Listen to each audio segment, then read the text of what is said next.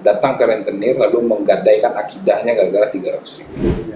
Nah, ini yang kami jawab. Hari ini sudah hampir 1.300 pelaku usaha sudah mengakses ini. Dia menabung dulu, nanti akhir bulan pas jatuh tempo pembayaran pinjaman, mereka akan di auto debit dia. Dan keuntungannya kalau mereka menabung di awal, mereka akan mendapatkan bagi hasil juga.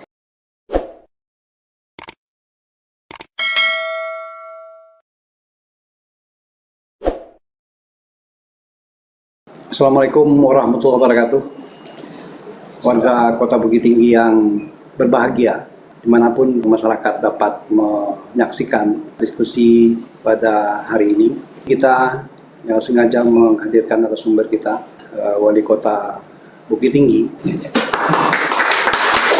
Kita akan mendiskusikan program yang sangat menarik, yang akhir-akhir ini memang jadi trending di masyarakat. Itu program tabungan Usman, di mana tabungan ini adalah satu program pemerintah Kota Bukit Tinggi berkaitan dengan memberikan suatu subsidi kepada masyarakat yang memanfaatkan atau mendapatkan pinjaman di Bank Syariah Jam Gadang. Seperti kita ketahui dan kita juga ingin menyampaikan kepada kita semua bahwa tabungan Usman ini sudah berjalan sejak bulan Maret dan sampai hari ini itu sudah lebih dari 1.000 nasabah yang memanfaatkannya. Untuk lebih dalamnya kita akan mendiskusikan ini dan kita akan menyapa narasumber kita, Pak Wali Kota, hadir di program diskusi kita pada hari ini. Kita ingin menggali lebih jauh program tabungan Usman ini dengan Wali Kota Bukit Tinggi, Haji Herman Sapar, dan mudah-mudahan ini akan menjadi suatu informasi yang sangat bermanfaat untuk kita semua.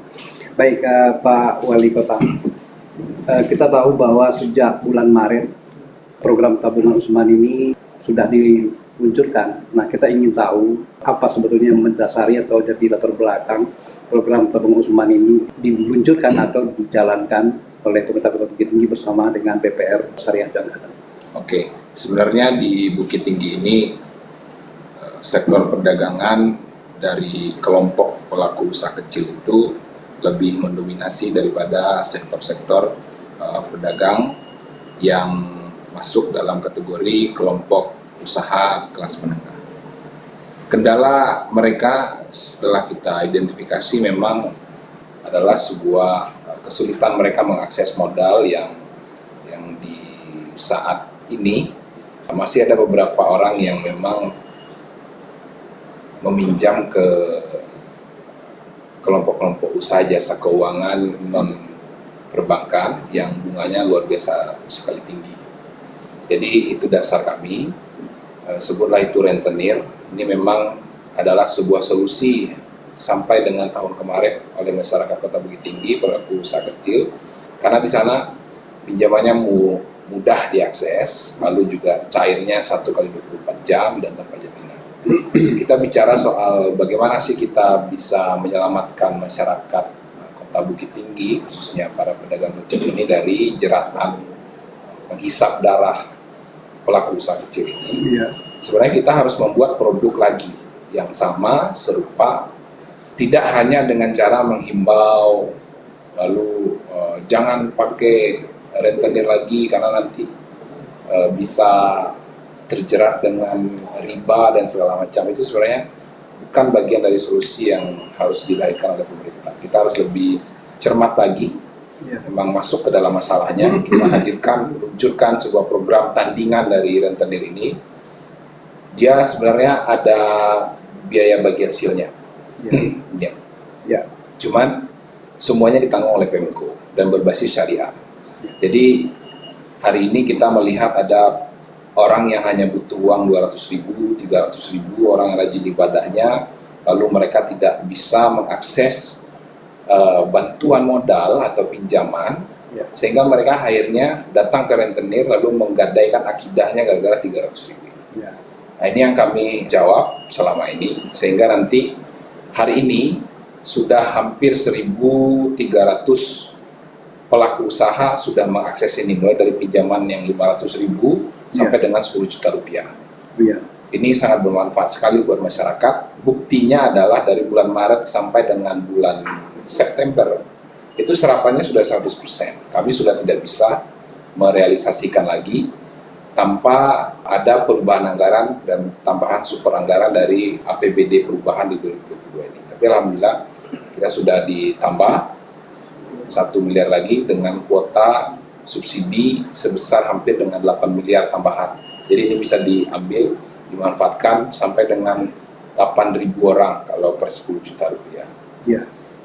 Dari latar belakang tadi, kalau kita lihat dari faktanya itu memang direspon atau diakses atau dimanfaatkan oleh masyarakat yang memang ada usahanya, atau apakah itu juga bisa untuk konsumtif gitu. Artinya kan ada juga masyarakat itu yang mungkin dia untuk beasiswa anaknya atau kepentingan lain selain untuk modal usaha.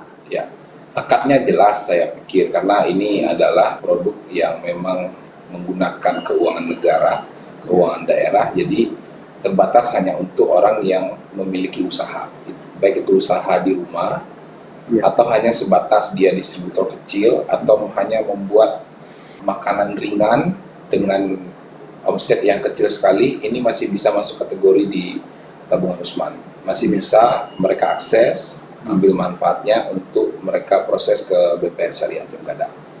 Gitu. Tapi di luar itu belum bisa. Ada beberapa waktu yang lalu para petani juga menginginkan manfaat tabungan Usman ini. Cuman kita masih sedang coba berdialog, melakukan diskusi, minta masukan dari apakah regulasi bisa memungkinkan keuangan daerah ini memberikan subsidi pinjaman kepada kelompok tani. Tapi kami sudah siapkan programnya. Kalau memang dari Dirjen Keuangan Daerah di bawah Kementerian Dalam Negeri ini menyampaikan kalau ini boleh, kita sudah siapkan nama produknya. Pinjam sebelum menanam, bayar setelah panen. Ini produk tabungan Usman untuk kelompok tani. Ini sudah kita siapkan. Ya. Nah, sebelumnya sebetulnya sempat jadi polemik juga ya kalau kita lihat bahwa ada yang namanya disebut sebagai tabungan, tapi sebetulnya itu berkaitan dengan pinjaman. Ini bagaimana?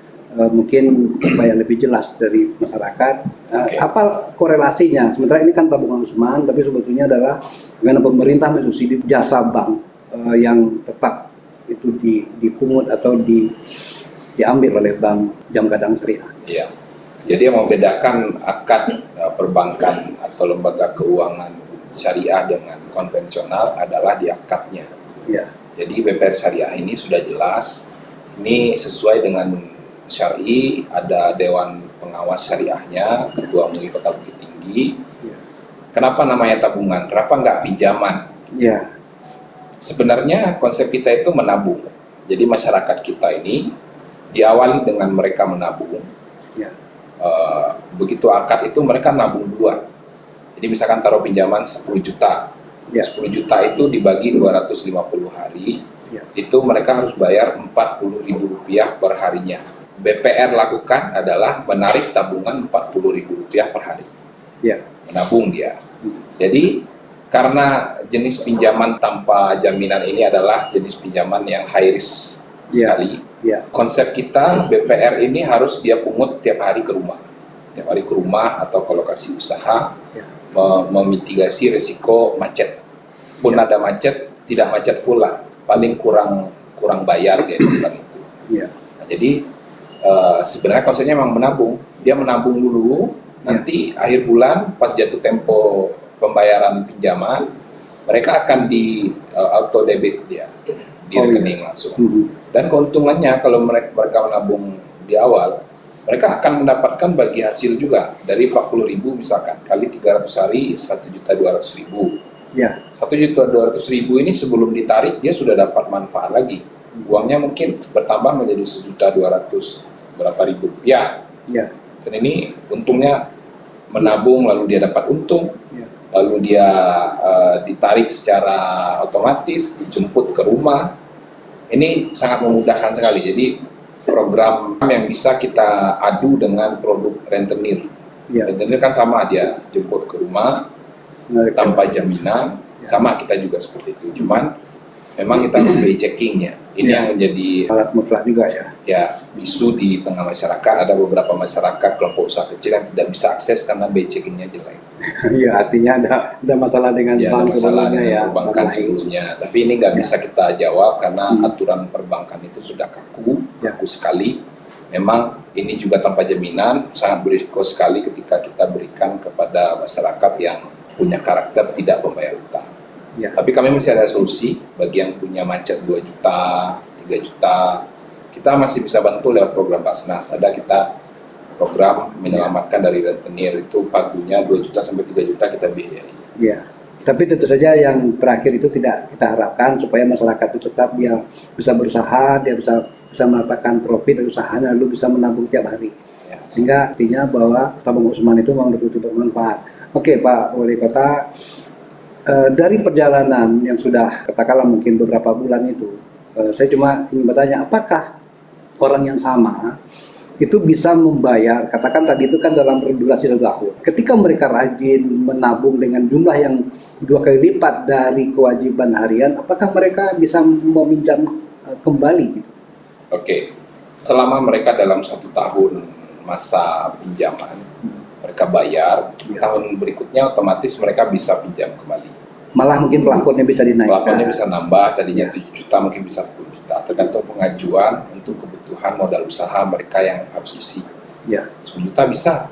Lalu juga dari sekian 1.000 lebih para penerima manfaat tabungan Usman hari ini, tidak satu pun memang yang saya endorse ke BPR. Ya. Tidak saya bantu masyarakat untuk merekomendasikan ke BPR, karena saya paham sekali bagaimana masyarakat ini nanti menggunakan nama saya untuk tidak membayar pinjaman. Ya, artinya betul-betul memang masyarakat datang sendiri dengan keinginan mereka sendiri lalu memenuhi syaratnya. Baik, warga kota, kita sudah jalankan satu putaran diskusi kita dan kita akan gali lagi bagaimana respon tidak cuma oleh masyarakat tapi juga pihak-pihak lain yang melihat ide ini sangat baru. Ya, kita bisa katakan baru karena bank-bank lain, maaf, mungkin pernah memikirkan tapi tidak terrealisasi.